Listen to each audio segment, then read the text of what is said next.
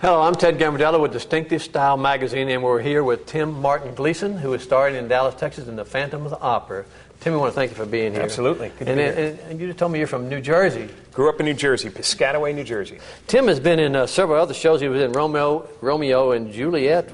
It was a musical version, and I had the great fortune of playing Romeo in that the first time it was ever put on stage, which was really cool. Oh, that was good. What year was that? That was way back in 1999. That was about 10 years ago. And before that, you were in business. What did you do before? I went off. I went to a liberal arts school, and for 4 years I went off into business before I became an actor. And I had a whole bunch of jobs because I was so miserable, just trying to find something that made me happy. And then I finally ended up in an accounting job for about 3 years, and did that for about 3 years before I took the plunge and decided, to become an actor. And did you go to New York to do that? Yeah, I mean, I was working out in West Orange, New Jersey, which is only about 30 minutes west, and. To be honest, I'd been singing my whole life, and when I was so miserable in the corporate world, I made some crazy decision that I was going to somehow go to New York and get discovered and be able to leave all this job behind. And you actually did it. And I did, and I was in a piano bar at about 2 a.m, drunk as a skunk, singing some song, and couldn't have been that drunk because it must have sounded pretty good, but I was definitely having a good time, and. There was an agent there.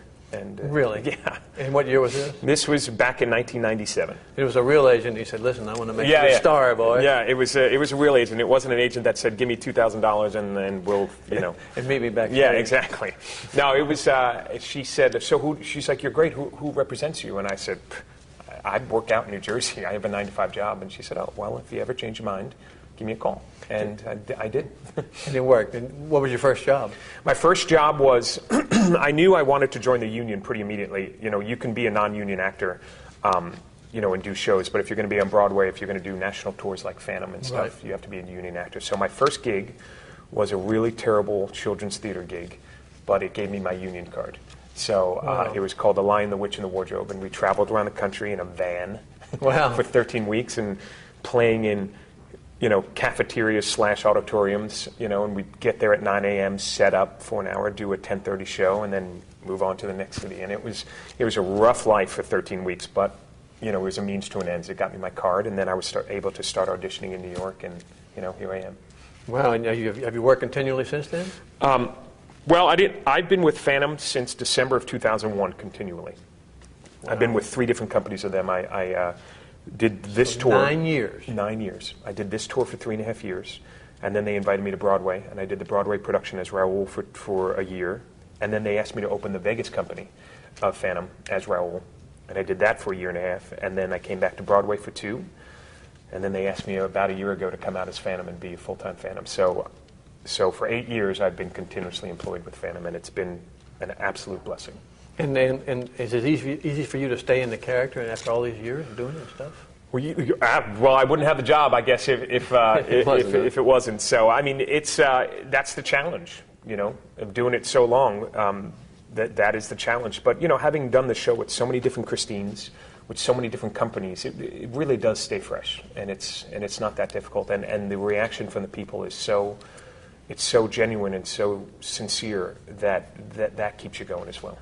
Yeah. Did you know much about the role before you took it? Not really. I'd seen it a couple times. Of all the big Cameron McIntosh shows of the Phantom and Les Mis and Saigon, Phantom is the one show I never thought I would do. Really? I thought definitely Miss Saigon. I wanted to play Chris so bad, and Les Mis. I figured someday I'll have to do Les Mis, and here I am in Phantom. So I just knew it was a very difficult thing. So, and that's kind of why I never thought I'd be part of it. But, here I am. Well, we nothing but great reviews about your acting and your voice and stuff. Have you had voice training? I didn't take a voice lesson until I was about 28 years old. I had been singing in church choir from the time I was about 6 years old. And I never studied it. I never took acting classes. I just wanted to be a baseball player. Really? Yeah, I played baseball in high school, and I was pretty terrible, but I was good enough to make the team. And then, I changed my cleats into, running shoes to go do play practice, at night. And I would do the musicals there. And I was only doing musicals because it was fun and I could sing a little bit. But it was never a goal of mine until I got into my late 20s where I was like, I got to do something with my life here. This is, Well, you've certainly done a great thing. Well, how do you stay fresh after all these years of performing? Well, I think the bigwigs come out probably about once a month. The people from New York, and it's and it's their job to look at the show, make sure it's still what it should be, and they stay on you, and that's their job. So they really help with that. They'll come out and tell you, and they say, it's getting a little off, in that regard, and they push you really hard. Nobody slacks off in far as that department. You would think with a show that's 17 years running that people would start to get lazy, but no, not at all. So that really helps. So you mentioned that the audience sort of inspires you. What type of audience do you like? Well, I like an audience that likes the show. Okay. Everyone has different reactions to the show in every city. That's what's really interesting about touring. You get to a new city and you do a show, right? And then that night you realize you're like, oh, we're in a different city because people react differently. We played Durham a couple months ago, and we learned very quickly that Durham was a very polite audience, but they raved about the show. But they were just a little more subdued than they didn't clap and cheer. Well, they clapped and cheered, but not till the end. Have you ever been embarrassed on the stage? Or? I don't think so, or if I have, no one's told me. Do you take a Lucky Charm with you or anything? Oh God, no.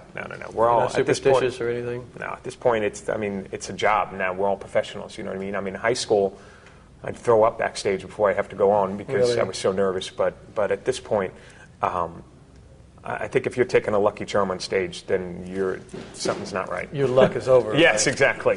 But everybody wants to know, how do you put on your mask and how long does it take? And it takes about an hour. Basically, I just sit in a chair, in a makeup chair, and Rudy Guerrero, who's our makeup artist, he basically does everything on me. It is 2 wigs and 4 prosthetic pieces, and then makeup all around that. So the whole process takes about an hour, and it's actually a nice way to kind of center yourself and get focused for the role, because I don't have a choice but to sit there and let him do his magic. So it kind of relaxes me and focuses me for what's ahead. So is it painful or anything? No, not at all. It feels a little, when it goes on at first, it feels a little sticky because it's glue. But once it dries, you don't even feel it. Okay, so what's next? This is your last tour, your last city for the tour this year? No. This tour. This particular tour has been running 17 years nonstop. Right. Now, I obviously haven't been part of it for 17 years. Right. People come and go, but the tour still goes on. And the way they replace people, it's all fluid and stuff, so you never even notice. But this tour is ending in November. So this will be the last time this tour has been through Dallas 5 times over the 17 years. And the tour's closing, so never again.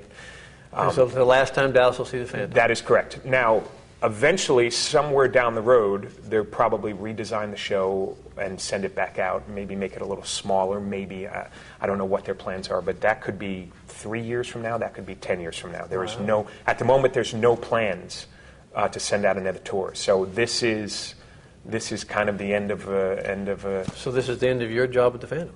In November, it will be. Well, it'll be the end of my job with Phantom with this company, but there's a Broadway company, there's a Vegas company. Other tours that are still going around. Well, they're not tours. There's the Broadway version, which they stay in Vegas all the time. And the one in Vegas stays in Vegas. So the tour will be done.